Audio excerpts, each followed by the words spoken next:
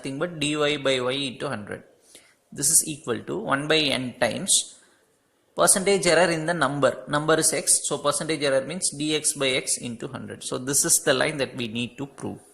So for that we are taking log on both sides, so y becomes log y. Here power comes to the front because we are taking log, so 1 by n log x using power rule.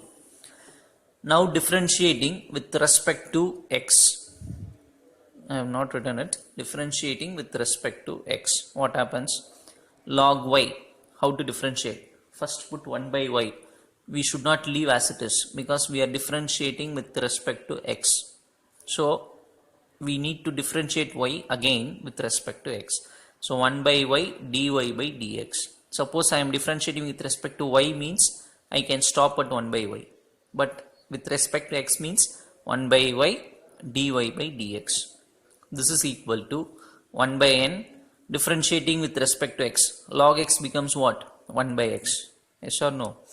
So dy by, now just see this arrangement. Dy by y.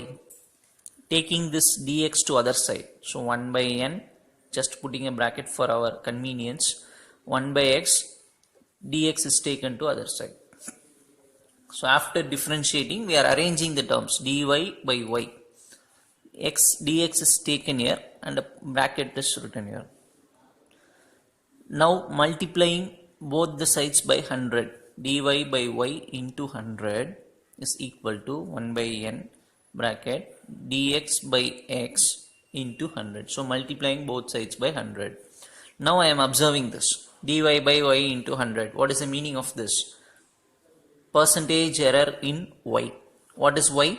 Nth root of the number. So percentage error in the nth root of the number is equal to 1 by n times percentage error in the number, because x is nothing but the number. Dx by x into 100 means percentage error of x, which means percentage error in the number. So what we have proved now? The percentage error in the nth root of the number is equal to 1 by n times the percentage error in the number. So that is what we needed to prove. So here ends the proof. So these are all very important sums you should thorough with.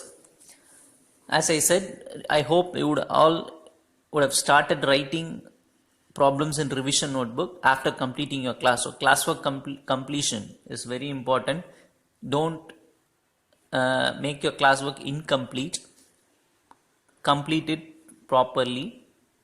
Completing in the sense, for the name's sake, you should not complete. If you take your classwork, you should be able to understand each and every problem. In such a way, you have to write. After completing the classwork, revision problems, concentrate from now onwards. Revision problems are going to help us a lot. So whatever problems I am giving you in a revision, immediately learn those problems and write and practice in the rough notebook. Then you write the sums in the revision notebook. Have a separate notebook for revision, unruled notebook. Hope children will obey what I tell. And homework, if any given, do it and send it to me immediately. Revision notebook is very important. You should learn the problems given in revision and write those sums in revision notebook. That is the most important thing. And the first and foremost important thing is to complete your classwork properly. Thank you, children.